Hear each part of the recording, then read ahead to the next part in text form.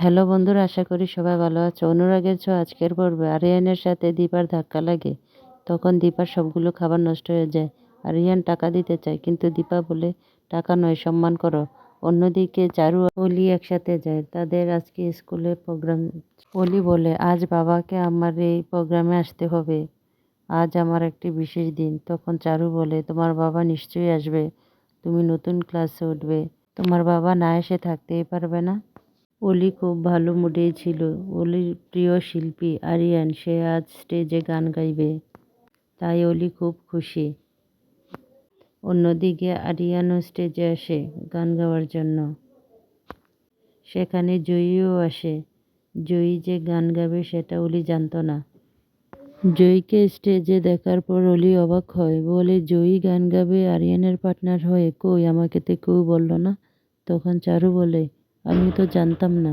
আরিয়ানের সাথে ধাক্কা লাগায় সবগুলো খাবার নষ্ট হয়ে যায়। তখন দীপা আবার বাসায় ফিরে যায় রান্না করার জন্য। বলে, হাতে আর বেশি সময় নেই, এই সময়ের মধ্যে রান্না করতে পারবে? তখন দীপা বলে, পারতেই হবে। অন্যদিকে অলি জয়ীর গান শুনে অবাক হয়।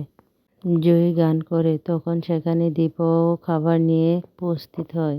দীপা জয়ীর গান শোনে। প্রিয় বন্ধুরা, আমার চ্যানেলটি সাবস্ক্রাইব করবার অনুরোধ রইল। সেখানে উপস্থিত সবাই জয়ীর গান শুনে অনেক খুশি হয়। হঠাৎ করে বাতাসে এসে জয়ীর স্কার্ফটা আরিয়ানের উপরে গিয়ে পড়ে। তখন আরিয়ান জয়ীর দিকে তাকায়, বলে, জয়ী। এক দৃষ্টিতে তাকিয়ে থাকে। তখন দীপা বলে, এই ছেলেটি এভাবে জয়ীর দিকে তাকিয়ে আছে কেন? অলিও সেটা লক্ষ্য করে, কিন্তু অলির সেটা ভালো লাগে না। গান শেষ হওয়ার পর দীপা তার খাবারগুলো সবাইকে টেস্ট করার জন্য সবার হাতে হাতে দিচ্ছিল। খাবার খাইয়ে সবার ফিডব্যাক পাওয়ার জন্য সবাই ভালো বলছিল। হঠাৎ করে একজন এসে বলে, আপনি বিগ বংয়ের সেই মহিলা যার খাবারে ককরোচ পাওয়া গেছে, তাই না? সেই তো আপনি। তখন উনি মোবাইলে সবাইকে দেখায় দীপার ছবি। তখন সবাই বলে, হ্যাঁ হ্যাঁ, সেই মহিলাই তো। দীপা বলে, না, এখানে ভুল হচ্ছে, আমার খাবার ঠিক আছে, আপনারা ভুল করছেন। তখন সবাই বলে, না, আপনার খাবার আমরা খাবো না, কিছুতেই না, সবগুলা খাবার ফেলে দেয়। তখন সেখানে জয়ী আসে, বলে, কি হয়েছে? অলিও সেখানে দীপাকে দেখে এগিয়ে আসে, বলে, তুমি তুমি এখানে কেন এসছো?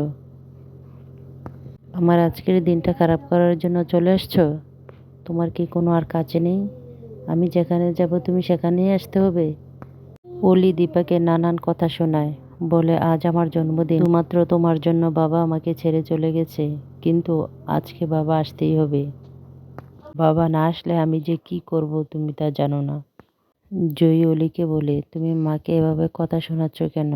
মা তোমার কাছে আসেনি, মা আসছে আমার কাছে, এটা তো আমারও স্কুল। তোমার ইচ্ছে মতো তুমি যার তার সাথে এভাবে ব্যবহার করবে। এবার তুমি এটা বন্ধ করো অলি। উনি আমারও মা।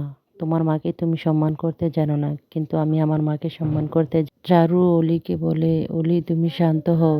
তখন সেখানে উপস্থিত সবাই বলাবলি করছিল, উনি যদি অলির মা হয় তাহলে চারু কে? জয়ী অলিকে বলে, তুমি ভালোভাবে কথা বললে বলবে, তা না হলে তুমি চুপ করে থাকবে। দীপা হাত জোর করে বলে, তোরা এবার বন্ধ কর। দীপা অলিকে বলে, অলি, তোর তো জন্মদিন। অলি বলে, চাই না আমার জন্মদিন। তখন অলি কান্না করতে থাকে। তখন অলি বলে, আমার কেউ নেই, আমার কেউ নেই, আমি একা। জয়ী এসে অলিকে ধরে। তখন জয়ী বলে, অলি তুমি কান্না করো না। অলি জয়ীকে জড়িয়ে ধরে। ও জয়ী বলে, চলো আমার সাথে তুমি। তখন জয়ী অলিকে নিয়ে তার বাসায় চলে যায়। সেখানে দীপা আর চারুও যায়। জয়ী সইকে ডাকে, বলে, সই, আমি অলিকে নিয়ে আসছি। তখন চারু ভেতরে আসে, কিন্তু দীপা বাইরে দাঁড়িয়ে থাকে। সাক্ষ্য স্যারের মা এসে দীপাকে ভেতরে নিয়ে আসে, বলে, তুমি আমার মেয়ের মতন, তুমি আমার বাড়িতে আসবে। আমার ছেলে বা কে কি বলল তুমি তা কিছু মনে করবে না। দীপাকে ভেতরে নিয়ে আসে, আর সাক্ষ্য স্যারের মা চারুকে বলে, অলি ভালো থাকবে এখানে। তখন চারু অলিকে বলে, অলি আমি এখানে আছি।